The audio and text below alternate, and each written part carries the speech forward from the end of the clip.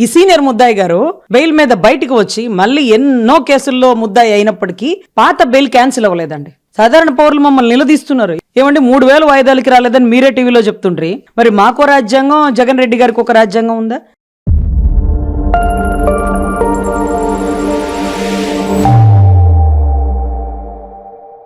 రజనీ గారు, మనం గత కొన్ని రోజులుగా చూస్తా ఉన్నాం. ఏదైతే ఫోన్ ట్యాపింగ్ ఇష్యూ అటు తెలంగాణ కానీ ఇటు ఆంధ్రప్రదేశ్ కానీ మంచి సంచలనంగా మారినటువంటి విషయం. ఈ ఫోన్ ట్యాపింగ్లో అటు సినీ ప్రముఖులు కానీ లేదంటే పొలిటికల్ లీడర్స్ కానీ మీడియా సంస్థలకు సంబంధించిన అధిపతులు కానీ వీళ్ళందరిపైన ఫోన్ ట్యాపింగ్ విషయం జరుగుతూ ఉంది. దాదాపుగా 4200 మంది ఫోన్ ట్యాపింగ్ జరిగినట్టుగా వచ్చినటువంటి సమాచారం సిట్ ఇచ్చినటువంటి నివేదిక ప్రకారం. ఏంటి, ఎలా చూడొచ్చు అసలు ఈ ఫోన్ ట్యాపింగ్? సార్, ముఖ్యంగా ఈ ఫోన్ ట్యాపింగ్ గురించి రాష్ట్ర ప్రజలు తెలుసుకోవాల్సిన విషయం ఏంటంటే, ఎవరి ఫోన్లు ట్యాప్ చేస్తారు? ట్యాప్ చేయడం తప్పు కాదు, ట్యాప్ చెయ్యాలి, చేస్తారు. కానీ ఎవరివి? టెర్రరిస్ట్వి, మావోయిస్టులవి, నక్సలైట్లవి, వీళ్ళకి సహాయ సహకారాలు అందించేటటువంటి జనచర జీవితంలో జీవించేవాళ్ళు. అంటే జనాల్లో ఉంటుంటారు కొంతమంది. అంటే ఇప్పుడు ఎక్కడో అడవుల్లో ఉండే నక్సలైట్లు కానీ మావోయిస్టులకు కానీ ఇక్కడి నుంచి ఫుడ్ పంపించేవాళ్ళు, మెడిసిన్ పంపించేవాళ్ళు, లేకపోతే ఆయుధాలు పంపించేవాళ్ళు, బాంబు చుట్టడానికి సంబంధించిన సామగ్రిని పంపించేవాళ్ళు ఇక్కడ చాలా మంది ఉంటారు. అదే రకంగా వాళ్ళని ఎడ్యుకేట్ చేసేటటువంటి కొంతమంది ఉస్మానియా కాలేజ్లోనో పెద్ద పెద్ద యూనివర్సిటీలోనో లెక్చరర్స్ కూడా ఉంటారు గతంలో. సో వాళ్ళని పట్టుకోవడం కోసం ఈ ఫోన్ ట్యాపింగ్ అనేది యూజ్ చేస్తారండి. కసబ్ లాంటి తీవ్రవాది చేసినటువంటి ఆగడాలను ఎలాగా తీసుకొచ్చినారంటే ఫోన్ ట్యాపింగ్ ద్వారానే. అంటే అతను ఎవరు అనేది ఎలా దొరికిందంటే, అతనికి సంబంధించిన అనుచరుల ఫోన్లన్నీ ట్యాప్ చేసి అతను ఎక్కడ ఉంటున్నాడు, ఎక్కడికి వెళ్తున్నాడు, ఎవరి సహాయంతో వెళ్తున్నాడు, అతని పాస్పోర్ట్లు ఎవరు మారుస్తున్నారు, అతనికి ఎవరు అకామిడేషన్ కల్పించారు, ఎవరు ఇన్ఫర్మేషన్ ఇస్తున్నారు, ఇవన్నీ కూడా ఈ ఫోన్ ట్యాపింగ్ ద్వారానే తెలుసుకుంటారు. కానీ అటువంటి ఫోన్ ట్యాపింగ్ని రాజకీయ నాయకుల దగ్గర వాడడం అంటే నిజంగా ఒక ప్రజాస్వామ్యాన్ని కుంగలో తొక్కినట్టేనండి. అంటే ధైర్యంగా ఎదుర్కోవడం చేతగాక, ప్రత్యర్థి ఎవరెవరితో మాట్లాడుతున్నాడు, ప్రత్యర్థికి ఎవరెవరు సహాయం అందిస్తున్నారు, ప్రత్యర్థికి ఉండేటటువంటి బలం ఏంటి, బలహీనత ఏంటి అని తెలుసుకుని యుద్ధం చేశారంటే వాడు గెలిచినా ఓడినా అనవసరమైన విషయం అండి. నిజంగా ఎంత దారుణం అంటే, మొన్న మధ్య కేసీఆర్ గారు ఫోన్ ట్యాపింగ్ అనే సమాచారం బయటకు వచ్చినప్పుడు మన జగన్ రెడ్డి గారు చెప్పారు, ఏమో కేసీఆర్ గారికి ప్రత్యర్థి ఒకళ్ళ షర్మిలమ్మని, అందుకని ఆ సమాచారం తెలుసుకోవడానికి చేసినాడేమో, దీనికి నాకేం సంబంధం అన్నాడు. సరే, ఇక్కడ ప్రత్యర్థి సమాచారం తెలుసుకొని, ప్రత్యర్థికి సంబంధించిన ఇన్ఫర్మేషన్ తెలుసుకొని అతను రాజకీయం చేస్తున్నాడు అనే దాన్ని ఎంత గొప్పగా సమర్థించారండి మాజీ ముఖ్యమంత్రి వర్యులు. అరే, ఎంత పెద్ద తప్పు! ఆడబిడ్డ ఫోన్ ట్యాప్ చేయడం ఏంటి? రైట్ టు ప్రైవసీ డ్యామేజ్ అవడమే కదా, అయినా రాజకీయంగా ఎదుర్కోవాలి కానీ ఫోన్ ట్యాప్ చేయడం ఏంటి? ఇవన్నీ అనాలి కదండి. ఒక్క మాట కూడా అనలేదు. ఎందుకంటే రాజ్యాంగబద్ధ పదవిలో ఉన్న వ్యక్తికి అతను ఏం చేస్తున్నాడో, ఏం మాట్లాడుతున్నాడో కూడా చిత్తశుద్ధి లేని పరిస్థితిలో ఉన్నాడేమో. అదే రకంగా దానికి నాకేం సంబంధం అని తప్పించుకున్నాడే కానీ అసలు జరిగింది తప్పు, అలా చేయకూడదని ఖండించాల. అదే రకంగా చంద్రబాబు గారిది, లేకపోతే పవన్ కళ్యాణ్ గారిది, పవన్ కళ్యాణ్ గారి మిస్సెస్ది, ఇలా ఎంతో మంది నాయకులది ఫోన్ ట్యాపింగ్ అయింది. So whatever it may B, వీటికి ఎటువంటి శిక్షలు పడతాయి అంటే అవి చాలా దారుణం అండి. కానీ 10 ఏళ్లు జరుగుతున్న కేసులకే 3350 వాయిదాకి జరుగుతూ ఉంది.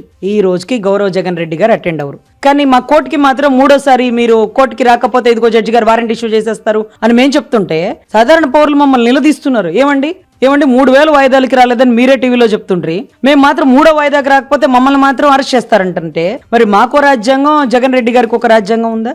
లేకపోతే మాకేమో రాజ్యాంగం, ఆయనకేమో రాజారెడ్డి గారి రాజ్యాంగం వర్తిస్తుందా? సో ఇటువంటి ప్రశ్నలకి సమాధానం చెప్పలేని పరిస్థితి అండి. ఈ రోజుకి వివేకానంద రెడ్డి గారి కేసులో అవినాష్ గారు తల్లికి బాగలేదని ఇప్పటికీ బెయిల్ మీదే బయట ఉన్నారు. తల్లి బాగైపోయింది, తల్లి ఇంకో దేశం వెళ్ళిపోతుంది, తల్లి బాగానే ఉంది, తల్లి తిరిగేస్తుంది, అయినా కానీ ఈయన బెయిల్ క్యాన్సిల్ చేసి లోపల తీసుకెళ్లారు. సో అదే రకంగా జగన్ రెడ్డి గారు బెయిల్ మీద బయటకు వచ్చారు 16 నెలలు జైల్లో ఉండి. ఈ రోజుకి చాలా ఇబ్బందికర పరిస్థితుల్లో లిక్కర్ స్కాములు లాంటి పెద్ద పెద్ద విషయాల్లో కూడా ఆయన కీలక ముద్దాయిగా ఉన్నప్పటికీ ఆయన బెయిల్ క్యాన్సిల్ చేయాల. అంటే మేము బెయిల్ ఇచ్చేటప్పుడు అడుగుతాము, ఏమని, ఇదిగో బెయిల్ మీద బయటకు వెళ్ళాక పిచ్చి వేషాలు వేయకు, మళ్ళీ ఏదో కేసులో ఇరుక్కున్నామంటే ఈ బెయిల్ క్యాన్సిల్ అయిపోతుంది, అర్థమవుతుందా, ఒళ్ళు దగ్గర పెట్టుకొని ఉండు అని మేము బెయిల్ ఇచ్చే ముద్దాయిలకి చెప్తాము. కానీ ఈ సీనియర్ ముద్దాయి గారు బెయిల్ మీద బయటకు వచ్చి మళ్ళీ ఎన్నో కేసుల్లో ముద్దాయి అయినప్పటికీ పాత బెయిల్ క్యాన్సిల్ అవ్వలేదండి. ఎందుకంటే మేము ఒక్కటే హింట్, ఇది ప్రొసీజరు. అంటే జనాలకు ఒక ప్రొసీజరు, జగన్ గారికి ఒక ప్రొసీజర్ ఉంటుంది కాబట్టి సర్వసాధారణంగా జగన్ గారి ప్రొసీజర్ ప్రకారం ఆయన బెయిల్ క్యాన్సిల్ అవ్వట్లా. అదే జనాలకైతే ఒక బెయిల్ మీద బయటకు వచ్చినోడు ఇంకో కేసులో ఇరుక్కున్నాడు అనుకోండి, చూసారా సార్ వీడిని బయటకు వదిలితే ఇలాగే చేస్తాడు, ఇలాంటి సంఘ విద్రోహ శక్తుల్ని, ఇంత డబ్బు స్కాముల్లో ఉన్నవాడిని బయటకు వదలకూడదు, బెయిల్ క్యాన్సిల్ చేయండి అంటాం. కానీ ఈయనకు మాత్రం ఈ రూల్ వర్తించదు. Rule is rule, rule for all. మరి రూల్ ఎగ్జంప్షన్ అనమాట ఆయనకు మాత్రం. సో అదే రకంగా కోడికత్తి వేషంలో 5 ఏళ్ళు ఒక దళిత బిడ్డ నలిగిపోతున్నా, నాకు ఇక్కడ గీసుకుంది, ఇలా తెగింది, ఇంత లోతుని తెగింది, ఇక్కడ ట్రీట్మెంట్ తీసుకున్నాను, ఇన్ని కుట్లు పడినాయి అని సాక్షి పేపర్ ఓనర్ సాక్ష్యం చెప్పడానికి రాలేదండి. సో ఇక్కడ దారుణం ఏంటంటే గులకరాయి కూడా ఈయనకే తగిలిందని చెప్పి అప్పుడంటే హైదరాబాద్ హాస్పిటల్లో ట్రీట్మెంట్ తీసుకున్నాడు కోడికత్తి కేసు విషయంలో. ఇప్పుడు మాత్రం వెంటనే విజయవాడకు సంబంధించిన గవర్నమెంట్ హాస్పిటల్లో తీసుకున్న ట్రీట్మెంట్ ఇది ఎవరు నమ్మల. అందుకని పాపం వడ్రీ కమ్యూనిటీ వాళ్ళని ఒలింపిక్స్ కి వెళ్ళి అదేదో గులకరాయి గురి చూసి కొడతారు చూడండి, అట్లా కొట్టినట్టుగా క్రియేట్ చేసినారు. అసలు గులకరాయి గురుత్వాకర్షణ శక్తి కోల్పోయిందండి, ఎందుకంటే రాయి దొరకల. కొట్టినోళ్ళు దొరికారు, కొట్టించుకున్నోడు దొరికాడు, రాయి దొరకల. రాయి ఎదురా అంటే చూస్తున్నామండి, వెతుకుతున్నామండి ఏ రాయి కొట్టిందని. ఒక రాయి ఇద్దరిని ఎలా కొట్టిందో ఇతనికి ఇక్కడే, అతనికి కుడి కన్ను ఎడం కన్ను కన్ఫ్యూజ్ అయ్యి 2-3 కన్నులు కూడా మార్చేస్తున్నాడు అప్పట్లో. సో ఇక్కడ ఎలా ఉందంటే జనాలకు ఒక న్యాయం, జగన్ గారికి ఒక న్యాయం, ఇదే జరుగుతుందండి. ఈ రోజు ఫోన్ ట్యాపింగ్ లో ఇంకెవరన్నా ఇరుక్కుని ఉంటే ఎత్తి లోపలేసి ఉండేవాళ్ళు ఈ పాటికి. కానీ జగన్ గారి దాకా ఇంకా రాలా. సరే ఓకే డన్, కేసీఆర్ గారు తన ప్రత్యర్థి ఇన్ఫర్మేషన్ తెలుసుకున్నారు, అది షర్మిలమ్మ. మరి చంద్రబాబు గారితో ఏం పని? ఆయన అక్కడ పోటీ చేయట్లేదు, ఆయన ఇన్ఫర్మేషన్తో పని లేదు. పవన్ కళ్యాణ్ గారితో ఏం పని? 300 మంది యాంకర్లా, రిపోర్టర్లా, లేకపోతే టీడీపీకి జనసేనకి సహకారం చేసినారా? ఇంతమందితో ఏం పని కేసీఆర్ గారి ప్రభుత్వానికి? ఫర్ సపోజ్ నాతో ఏం పని? మా ఇన్ఫర్మేషన్ అంతా ఎందుకు? మేము రికార్డ్ చేసి మాట్లాడినవన్నీ రికార్డ్ చేసుకుని వాళ్ళకేం ఉపయోగం? అంటే కేసీఆర్ గారు లేకపోతే గౌరవ జగన్ గారి కోసం ఈయనకి సంబంధించిన ఇన్ఫర్మేషన్ కూడా ట్రాప్ చేశారు. అందుకనే పార్టీలోంచి ఎవరెవరు ముందుగానే వెళ్ళిపోబోతున్నారో తెలుసుకొని వాళ్ళ వీక్ పాయింట్లు పట్టి వాళ్ళని అడ్డుకట్ట వేసినారు. లేకపోతే వైసీపీ పార్టీలో ఎలక్షన్ కి ముందే సగం వైసీపీ ఖాళీ అయిపోయింది. కేవలం వాళ్ళు చేసిన ఫోన్ ట్యాప్ ద్వారా వారు ఎవరెవరిని కలవాలనుకుంటున్నారో ఇన్ఫర్మేషన్ తెలుసుకొని వారికి సంబంధించిన కొంత కూలాంకష అంటే వాళ్ళ వీక్ పాయింట్లు అవి కూడా తెలుసుకొని, ఇదిగో నువ్వు గనక బయటికి వెళ్తే ఈ మైనింగ్లో నిన్ను లేపేస్తారు, లేకపోతే ఈ కేసులో నువ్వు విరుక్కుపోతావు, లేకపోతే నీ కూతురు ఎక్కడో ఉంది ఇబ్బంది పెడతాం, ఇట్లంతా జరిగి సగం మంది వెళ్ళకుండా ఆగారు. మీరు చూడండి, ఎప్పుడో ముందు రావాల్సిన వ్యక్తి బాలినేని గారు ముందే వచ్చి ఉండాల్సింది, లేటుగా వచ్చానని. ముందు ఎందుకు రాలేదు? ఆళ్ల రామకృష్ణారెడ్డి గారు వచ్చిన వాళ్ళు మళ్ళీ ఎందుకు వెనక్కి వెళ్ళిపోయారు? సార్, ఒక ఫోన్ అంటే ఒక వ్యక్తిగత విషయాలు, వ్యక్తిగత జీవితం మొత్తం ఆ ఫోనే.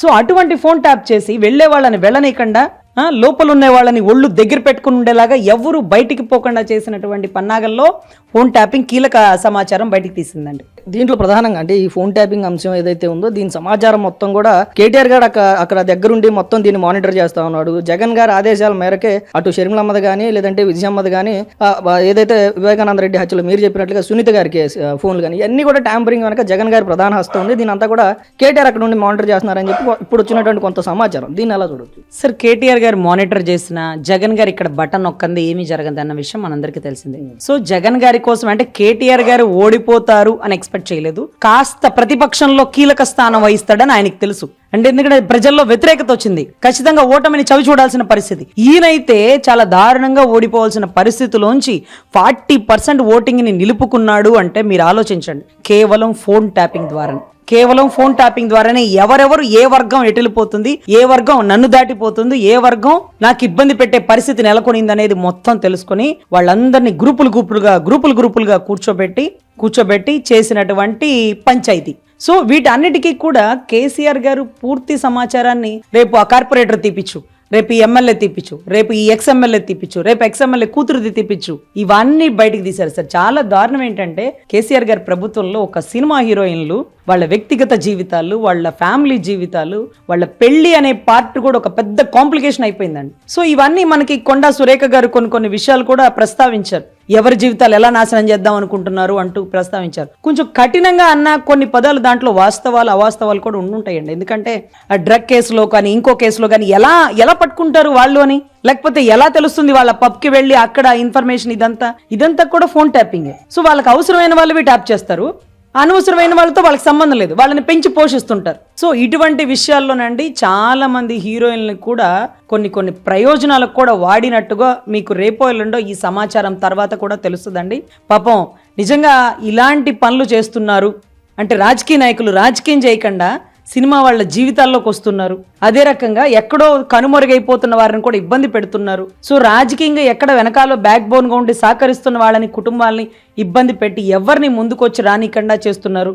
ఆ టైంలోనే ఆయన ఓటింగ్ కొద్దో గొప్ప నిలబడిందండి. ఈ ఫోన్ ట్యాపింగ్ చేయకపోతే 40 కాదండి 15% ఆయన ఓటింగ్, ఆయన కాన్స్టెంట్ ఓటింగ్ 15%. మిగతా అది మొత్తం అక్రమంగా వచ్చిన ఓటు అండి. ఆయన దేంతో వచ్చాడో దాంతోనే ఉంటా బాబు అన్నట్టుగా ఆయన 15% ఓటింగ్ తప్ప అంగుళం కూడా ముందుకు రానివ్వం. 2029కి ప్రత్యర్థులు కూటమి ప్రభుత్వం గట్టిగా నిలబడతారండి.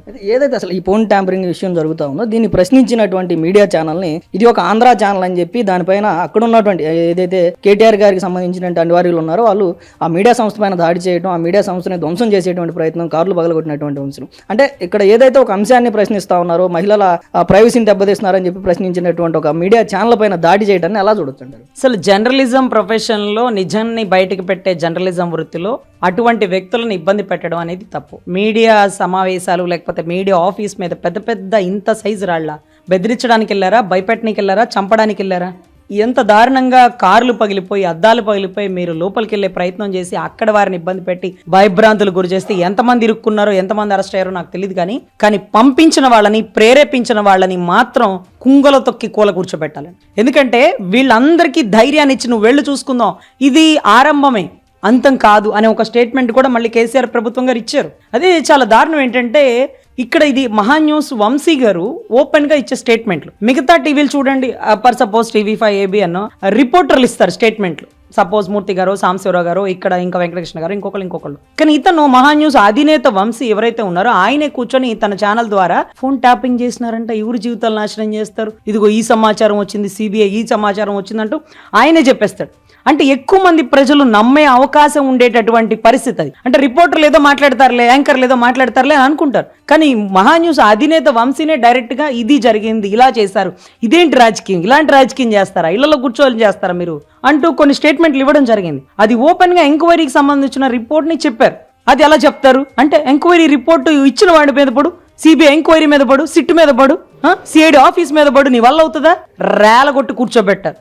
అందుకని వాళ్ళు ఇచ్చిన ఇన్ఫర్మేషన్ బయటికి చెప్పిన మహాన్యూస్ అధినేత మీద ఇలా చేస్తారా దారుణం. అందులోనూ ఆయనకి ఆంధ్రాకి బాగా అటాచ్మెంట్ ఎక్కడంటేనండి, అమరావతి ఉద్యమంలో ఒక TV5 అధినేత, ఒక ABN అధినేత రాలేదండి. వంశీ గారు మాత్రం మహాన్యూస్ ఛానల్ వాళ్ళందరినీ తీసుకొని అమరావతి ఉద్యమంలో ఎక్కువ ఫైట్ చేసినారు. మిగతా వాళ్ళంటే పెద్ద పెద్ద వాళ్ళు. పాపం ఇతను ఒక సాధారణ పౌరుడిలాగా, ఒక సాధారణ రిపోర్టర్ లాగా అందరితో కలిసి ప్రయాణం చేస్తారు. మీరు గుర్తుంటే నిన్నగాక మొన్న విజయవాడ మునిగిపోయిన భవానీపురంలో కూడా ఆయన పడవల ద్వారా వచ్చి మోకాళ్ళ లోతు నీళ్లకు దిగి ఆహార పొట్లాలు ఇది మహాన్యూస్ నుంచి మీకు ఇస్తున్నామని ఒక MLAలతో సరి సమానంగా అతను సర్వీస్ చేసినాడండి. సో అటువంటి వ్యక్తి. అదే రకంగా నిన్న మొన్న ఒక భక్తి ఛానల్ కూడా మనకి ఆంధ్రాలో మంగళగిరి పార్టీ ఆఫీస్ దగ్గరలో లాంచ్ చేసినారండి. సో ఇవంతా ఏంటంటే కనెక్టివిటీ ఎక్కువ ఆంధ్రాకు ఉంది. కానీ ఆయన చెప్పిన సమాచారం కేసీఆర్ గారు ఫోన్ ట్యాపింగ్ జగన్ గారి కోసం చేశారు. జగన్ గారు చెప్తే చేశారు, ఆయనకి అక్కర్లేదు. ఎందుకంటే ఆయన ఈక్వల్ కాంగ్రెస్ తో నిలబడ్డాడు, తలబడ్డాడు. కొద్ది గొప్ప వాళ్ళకి 100 వస్తే ఈయనకి 70 వచ్చినాయి. సో ఆ రేంజ్ లో ఉన్నాడు. మరి ఎవరి కోసం కష్టపడ్డాడు, ఎవరి కోసం పాటుపడ్డాడు, ఎవరి కోసం ఈ దొంగ పని చేసినాడంటే జగన్ గారి కోసం. అది ఆయన ఓపెన్ గా చెప్పినారు. సో దానికి వాళ్ళకి కుళ్ళు కుట్టి రాళ్ళేసి పగలు కొట్టినా సార్ ఇంకా కూడా మీ ఓటింగ్ ఆ 15 కాస్త 5కు పడిపోయే పరిస్థితులు తెచ్చుకోకండి. దయచేసి ఫోన్ ట్యాపింగ్ అనేది చట్టరీత్యా నేరం. ఇది మావోయిస్టులు, టెర్రరిస్టులు, నక్సలైట్ తో సంబంధిత ఉన్న వాళ్ళ సమాచారం కూడా తీసుకోవడానికి సెంట్రల్ నుంచి ఒక రివ్యూ కమిటీ వేసుకుని వీళ్ళ నెంబర్లు ట్రాప్ చేస్తున్నాం. వీళ్ళు మావోయిస్టులకి సహచరులు, మావోయిస్టులకి అవినాభావ సంబంధాలు వీళ్ళతో కలిగి ఉన్నారని నిరూపించిన తర్వాత, ఇది రివ్యూ కమిటీలో సెంట్రల్ బోర్డుకి నిరూపించిన తర్వాత ఈ ఫోన్ ట్యాప్ చేస్తారు. ఇంత పెద్ద మిషనరీ ప్రావిజన్స్ ఇవన్నీ కాదని ఏకదమ్ 300 కాంటాక్ట్స్ ఇక్కడ, 6000 కాంటాక్ట్స్ అక్కడ అంటూ ఇంకా చాలా వస్తున్నాయండి. వీటన్నిటిలో సినిమా వాళ్ళ జీవితాలు, వాళ్ళ వ్యక్తిగత జీవితాల్లో కూడా ఎందుకు వెళ్ళాడో ఇప్పుడు ఇవాళ కాకపోతే రేపు ఎవరెవరి ఫోన్ ట్యాపింగ్ లో ఆ హీరోయిన్తో ఏం పని, ఆ హీరోతో ఏం పని, ఇవన్నీ కూడా బయటకు వస్తాయి కదా. సో వీళ్ళని దేనికి వాడారు, వీళ్ళ ఫోన్ ట్యాప్ చేసి ఏం చేశారు, పాపం వాళ్ళ జీవితాలు నాశనం అయిపోతున్నాయి కదా.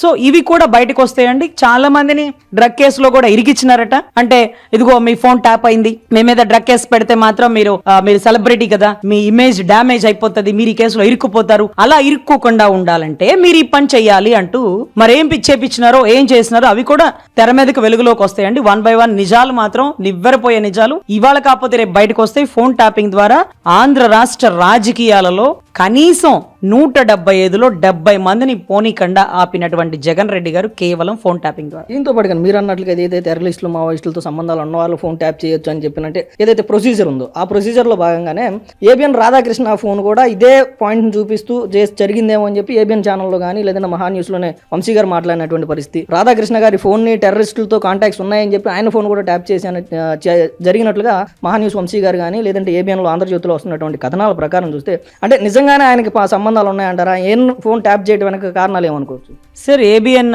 రాధాకృష్ణ గారు కానీ TV5 నాయుడు గారు కానీ వీళ్ళందరూ లాంగ్ జర్నీ టు చంద్రబాబు గారు అండి. చంద్రబాబు గారితో లాంగ్ జర్నీ చేసినారు. సో ఆయన ఏదో ఒక టైంలో ఏదో ఒక రోజు ఏదో ఒక సెకండ్ ఒక్కసారి రాధాకృష్ణ గారి సలహా తీసుకోండి, లేకపోతే ఒక్కసారి ఈ విషయంలో ఏం చేస్తున్నాము ఏం చేద్దాము అనేది చెప్పండి ఆయనకి, ఇలాంటి కొంత సమాచారం ఫోన్ ద్వారా జరిగేమి ఉండొచ్చేమో, అంటే జస్ట్ ఫోన్ కాంటాక్ట్లో ఉండొచ్చేమో. ఎందుకంటే కలిసి ట్రావెల్ చేసిన వారు ఒక వయసు సంబంధిత వారు కూడా ఉన్నారు కదా. సో అదే రకంగా ఆ మూమెంట్లో వీళ్ళ ఫోన్లు ట్యాప్ చేస్తే ఏ రకంగా జనాలకి ఎడ్యుకేట్ చేస్తున్నారు, ఏ రకంగా జనాలకి గైడెన్స్ ఇస్తున్నారు, ఏ విషయం గురించి చెప్తున్నారు. రేపటి రోజు చంద్రబాబు గారితో ఫేస్ టు ఫేస్ ఇంటర్వ్యూ ఉందనుకోండి, రాధాకృష్ణ గారు చంద్రబాబు గారు మనం ఆ టైంలో జరిగిన విషయాలు మనం ప్రజలకి చెప్పాలి, ఆ టైంలో మనం ఎదుర్కొన్న సమస్యలు కూడా ప్రజలకి చెప్పాలి, ఇవంతా కూడా కొంత ఇన్ఫర్మేషన్ ఉంటుందండి. సో ఎవరితో ఏం మాట్లాడారో తెలుసుకోవాలన్న కక్కుర్తితో చేసినటువంటి ఫోన్ ట్యాపింగ్ లో రాధాకృష్ణ గారితో చాలా సమాచారం మన రాజకీయాల గురించి, ఆంధ్ర రాష్ట్ర రాజకీయం గురించి, చంద్రబాబు గారి సంబంధించినటువంటి ఈ 40 సంవత్సరాల రాజకీయ ప్రస్థానంలో ఏబిఎన్ TV5 అన్ని ఛానల్స్ లో పాత్ర ఉంటుంది. వీళ్ళ పాత్ర, ఈ వ్యక్తుల పాత్ర కీలకంగా ఉంటుంది. అది ఇప్పుడు కాదు, అప్పటి నుంచి. అదే TV5 నాయుడు గారు కానీ, అదే రాధాకృష్ణ గారు కానీ, సపోజ్ వెంకటకృష్ణ గారు కానీ, what ever it may B, వీళ్ళ ఫోన్లు ట్యాప్ చేయడం ద్వారా కొంత సమాచారం తెలుసుకునే ప్రయత్నం చేశారని నా ఉద్దేశం అండి. ఇదంతా కూడా ఏదైతే ఈ ఫోన్ ట్యాపింగ్ అంశం కూడా ఇటు జగన్మోహన్ రెడ్డి అధికారంలో ఉన్నప్పుడు అటు కేసీఆర్ అధికారంలో ఉన్నప్పుడు జరిగినటువంటి అంశాలు. మరి అధికారాన్ని అడ్డం పెట్టుకొని ఈ విధంగా అధికార దుర్వినియోగం చేసినటువంటి వీరు గనక మరొకసారి ప్రజలు అధికారం ఇస్తే ఎలాంటి పరిస్థితులు వస్తాయనుకోవచ్చు రాష్ట్రంలో? సరే, అధికారంలో ఉన్నప్పటికీ తప్పు చేస్తే శిక్ష పడినటువంటి 100 కోట్ల లిక్కర్ స్కామ్ లో కేజ్రీవాల్ గారు, మనోజ్ సిసోడియా గారు, లేకపోతే ఆడబిడ్డ కల్వకుట్ల కవిత గారు కానీ ఇంతమంది అరెస్ట్ అయ్యారు. అంటే అధికారంలో ఉండి అధికారాన్ని అడ్డం పెట్టుకుని అనే పదం మీరు వాడారు చూడండి. అధికారాన్ని అడ్డం పెట్టుకున్నా సరే తప్పు చేస్తే దొరికిపోతే వారు దొంగే, తప్పు చేస్తే వాడు ఎప్పటికీ దొంగే. మరి అక్కడ దొంగలు అవుతున్నారు, ఇక్కడ ఇంకా కూడా దొరలుగానే ఉన్నారంటే ప్రజలకు అర్థం కావట్లా. ప్రభుత్వం వాళ్ళదై ఉన్నా అతను ముఖ్యమంత్రిగా ఉన్న ఎత్తు లోపలేసినారు, ఉప ముఖ్యమంత్రిగా ఉన్న వ్యక్తిని ఎత్తు లోపలేసినారు. ఇతను మాజీ ముఖ్యమంత్రి కదా, ఒక సాధారణ పులివెందుల ఎమ్మెల్యే కదా. అయినా కానీ 100 కోట్లు అక్కడ 2700 కోట్లు దేశాలు దాటిచ్చారని వారి గతంలో వారి ఎంపీ శ్రీకృష్ణదేవరాయలు గారు, ఇప్పుడు మన ఎంపీ శ్రీకృష్ణదేవరాయలు గారు ఓపెన్ గా స్టేట్మెంట్ ఇచ్చేసినారు. ఈ రోజుకి రాజకేశ్ రెడ్డి నిజం చెప్తే అదే నాకు ఆఖరి రోజు అంటాడు. గోవిందప్ప బాలాజీ భారతీయ సిమెంట్ లో ఎందుకు షేర్లు డబ్బులు ఈ డబ్బు అంతా తీసుకొచ్చి అక్కడ పెట్టాడు. సో ఇవన్నీ తెలిసిన జగమెరిగిన సత్యం అండి. అది జే బ్రాండ్స్ అధినేత ఎవరు అని. సో ఈ రోజుకి కూడా ఇక్కడ ఎందుకు దొరకట్లా? అధికారం ఉంటే తప్పించుకుంటారంటున్నారు, అధికారం లేకపోయినా తప్పించుకుంటున్నారు. మరి అధికారం లేకపోయినా తప్పించుకున్నారు, అధికారం ఉన్న వాళ్ళు చేసినారేమో ఒకవేళ డన్. అధికారం లేదు కదా, ఇంకా ఎందుకు ఇరుక్కోవట్లేదు? ఇంకా ఎందుకు అతని పేరు చెప్పే ధైర్యం చేయట్లేదు అంతమంది? ఏ 37, 33 అసలు జగన్ గారికి right hand left hand, Krishnamohan Reddy గారు కానీ ధనుంజయ రెడ్డి కానీ వీళ్ళిద్దరిని లోపలేసినారు. అయినా కానీ ఈ రోజుకి ఆయన లోపలికి రాలేని పరిస్థితి. సో ఎవరు నోరు విప్పుతారు, ఎవరేం పేరు చెప్తారు? ఈ రోజుకి మిథున్ రెడ్డి గారు బెయిల్ కోసం అక్కడికి తచ్చట్లాడేస్తున్నారు. కానీ మిథున్ రెడ్డి గారి కంటే ఎక్కువ టెన్షన్ పడాల్సినటువంటి జగన్ రెడ్డి గారు ఈ రోజుకి బెయిల్ అప్లై చేయాలి, ఈ రోజుకి టెన్షన్ పడాల. మహా అయితే 3 నెలలు లోపలిగేస్తారు. 3 నెలల టైం పీరియడ్ చూసినారా? 3 నెలలు అంటే 3 నెలల వరకు ఒకళ్ళ బెయిల్ వచ్చే అవకాశం ఉన్నా ఆయన తెచ్చుకోరు. 3 నెలలు ఎగ్జాక్ట్ గా లోపల ఉంటారు. 3 నెలల తర్వాత బయటకు వచ్చి 2.0, 3.0 ఎవరిని బెదిరిస్తారు? ప్రజాస్వామ్యంలో ఓట్లేసే ప్రజలను బెదిరిస్తున్నారా? కష్టపడి పనిచేసే రాజకీయ నాయకుల్ని బెదిరిస్తున్నారా? లేకపోతే నిజాయితీగా పనిచేద్దాం అనుకున్న అధికారులను భయపెడుతున్నారా? 7 సముద్రాలు దాటైనా ఎత్తుకొస్తాను, బట్టలు ఊడదీస్తాను, ఏంటా మాటలు? సో ఒక మాజీ ముఖ్యమంత్రి అయినప్పటికీ ఈ రోజుకి కూడా అతన్ని మనం అరెస్ట్ చేయట్లేదు, అతని మీద కేసులు ఇంకా దృఢపడట్లేదు, బలపడట్లేదు, అతని పేరు చెప్పే ధైర్యం చెయ్యట్లేదు. అంటే అందుకనే నిన్న పవన్ కళ్యాణ్ గారు చెప్పారు, ఒకవేళ వైసీపీ వస్తుంది అనుకుంటున్నారేమో, 2029కి రాదు, రానివ్వను, నాది పూచి, రాదు, రానివ్వను, తొక్కి పెట్టి నారతీస్తా. ప్రజాస్వామ్యానికి విరుద్ధంగా పోతే, చట్టానికి విరుద్ధంగా ఏ ఒక్కరు ప్రవర్తించినా సరే అధికారులు అప్రమత్తంగా ఉండండి. ఇతనికి ఒక న్యాయం రాజ్యాంగంలో లేదు, ఒళ్ళు పగిలిపోతుంది అంటూ అలాంటి స్టేట్మెంట్లు ఎందుకు ఇస్తున్నారంటే కొంతమంది అధికారులు ఇంకా కూడా భయం ఉంది, మళ్ళీ వచ్చేస్తాడేమో, ఇట్లా తట్టుకోగలమా? అతని గురించి చూస్తున్నారు కదా, 1.0లో చూసినారు కదా, మళ్ళీ 2.0 చూడాలని ఎవరు అనుకోరు కదా. ఆ భయం మీలో పెట్టుకోకండి. నిజాయితీగా మీరు ధైర్యంగా మీ పని మీరు చేయండి. నన్ను నమ్మండి, మళ్ళీ వస్తుందేమో అనుకుంటారేమో, రానివ్వను. ఆయన ఆయన అమరావతి ఎలా సైబరాబాద్ టవర్స్ ని సృష్టించినారో అదే రకంగా అమరావతిని తీర్చిదిద్దే వరకు ఈ కూటమి కలిసే ఉంటుంది. ఈ కూటమి అంతిమ లక్ష్యం రాష్ట్ర అభివృద్ధి, అమరావతి తీర్చిదిద్దడం. ఢిల్లీని తలదన్నే రాజధానిగా అమరావతిని మార్చే వరకు నవ్యాంధ్ర నిర్మాత వెనకాల మేమందరం తోడుగా నీడగా కలిసి ఉంటామనే ఓపెన్ స్టేట్మెంట్ ఇచ్చినారండి. ట్యాపింగ్ విషయంలో ఏదైతే ఇప్పటివరకు చాలా మంది ప్రముఖుల పేర్లు అయితే బయటకు వచ్చినాయి, కానీ ఈ మధ్యకాలంలో కొత్తగా వినబడుతున్నటువంటి పేరు పవన్ కళ్యాణ్ గారి ఫోన్ కూడా ట్యాప్ అయిందేమన్న అనుమానాలు సిట్టు వ్యక్తం చేసినటువంటి పరిస్థితి. నిజంగానే పవన్ కళ్యాణ్ గారి ఫోన్ ట్యాప్ అయింది అనుకోవచ్చా? సరే, ఎవరి ఫోన్ ట్యాప్ అయినా, పవన్ కళ్యాణ్ గారిదైనా ఇంకొకళ్ళదైనా, ఆల్రెడీ ఇప్పుడు కొన్ని ఫోన్ ట్యాప్ అయినాయి కదా, దానికి కారణాలు వెలికి తీసి ఇమీడియట్ గా ఫోన్ ట్యాప్ చేసిన వాళ్ళని పట్టుకోండి. తర్వాత ఎవరెవరి అనేది మొత్తం 1 by 1 లిస్ట్ వస్తుంది. ఎందుకంటే ఇన్ని రోజులకి ఇంకా మీది, ఇంకా నీది, ఇంకా నీది అంటూ ఇంతమంది జనాలు వస్తున్నారే, కానీ ఫోన్ ట్యాప్ చేసిన అధినేత మాత్రం ఇంకా నాకు ఫోనే లేదు, నాకు ఫోన్ తో పనే లేదు, నా పక్కనుండే పిఎల్ ఫోన్ ఇస్తారంటూ ఇంకా పిచ్చి స్టేట్మెంట్లు ఇస్తున్నారు. సో దయచేసి ఇంకా వస్తాయి నిజాలు చాలా వెలుగులోకి, కానీ ఈ నివ్వెరపోయే నిజాల్ని నివురుకప్పు నిప్పులాగా పెట్టినటువంటి గౌరవ జే బ్రాండ్స్ అధినేతని